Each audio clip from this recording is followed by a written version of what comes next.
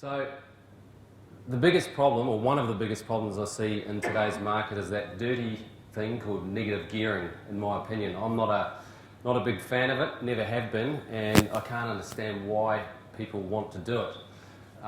There's no doubt that I think since the GFC and beyond, 2008 up to now, so the last 3 or 4 years, that the landscape, the property landscape has definitely changed. Gone are the days of the rampant growth where you could just buy a house, kick back and watch the thing grow over the years, and a little bit of negative gearing didn't really matter, because if you lost 10 grand a year on the negative gearing, you could pick up 20 in the growth that year. Those days are gone, and I don't think there's I get too many objections or disagreements about that from people in the room. So the first problem, negative gearing. The other big problem that's going on now for people in the market is finance. Now, this is no secret either. Ever since the GFC, the banks have tightened the screws big time on who they will and won't lend money to. Their lending policies have got harder. They're drilling down on applicants and looking at minuscule little things, and cash is hard to get. That's the problem.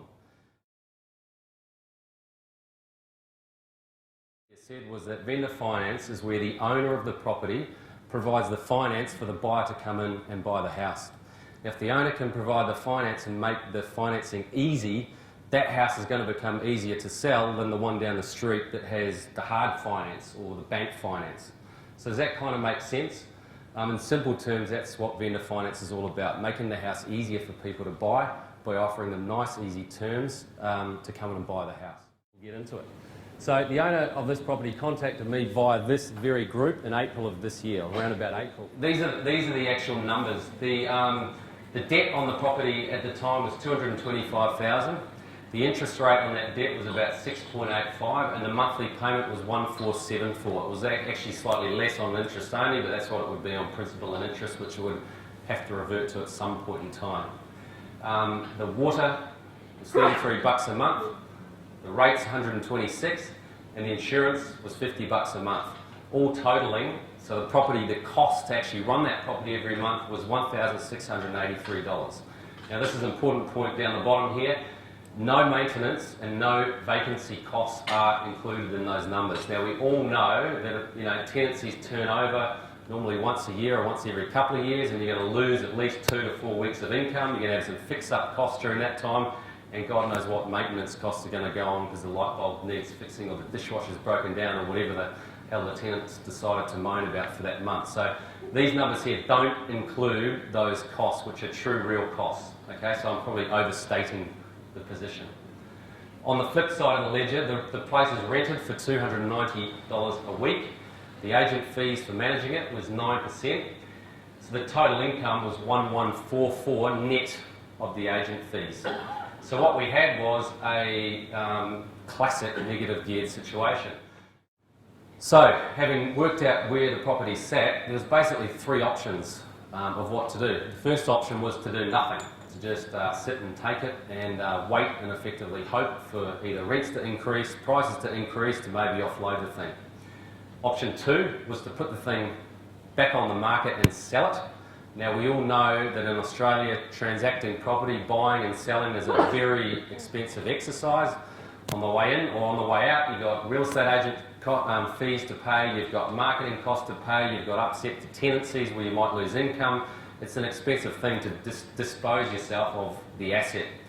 On the flip side, if the property was to be sold, you then think, well, okay, what's going to happen next? You're probably going to re-enter to another deal. And if you're going to re-enter to another deal again, you'll know there's a whole bunch of costs with that. You've got stamp duty, you've got loan application fees, you've got mortgage insurance if you're borrowing over 80%, you've got potential holding costs at the beginning, you've got marketing costs to get a new tenant in there, the list goes on. So really, option 2 was an option, but it wasn't a great option.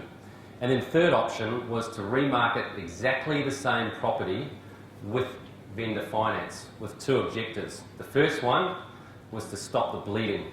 So that $539 a month we saw before, we need to at least plug that or stop that. The second big objective was to maximise the profit on that property without having to change, sell, dispose of it, whatever else. Just take the same house and remarket it in a different way. So rather than sticking a for rent sign up there. We put the vendor finance sign up there and open up a whole new market of buyers. Does that kind of make sense where I've gone so far? Okay, so this is the roundup of before and after and what it means. So previously the rent income was 1256, the management fee from the agent 112, less the costs, which is down here. I think there's a shortfall of 539. Having sold it, the instalment contract or vendor finance income goes to 1964. The management fee, which is what my business takes for putting the whole transaction together and managing it, is $235 a month, less the cost of the house. And this note down here is the loan only, because the buyer now pays for the water rates, insurance and the maintenance. It means that that property is now turned around and cash flowing $255 a month positive. So the total turnaround, net of costs and the management fees, is $794 a month to the owner. $794 of hard-earned money that goes in, that they were having to pay before, $539, to they're now $255 up. So the total transformation is quite considerable. Now that's only one at their numbers. So that's a big distinction here. Not only is the payment higher, but the responsibility for the water, the rates, the insurance and the maintenance flips over to the new buyer.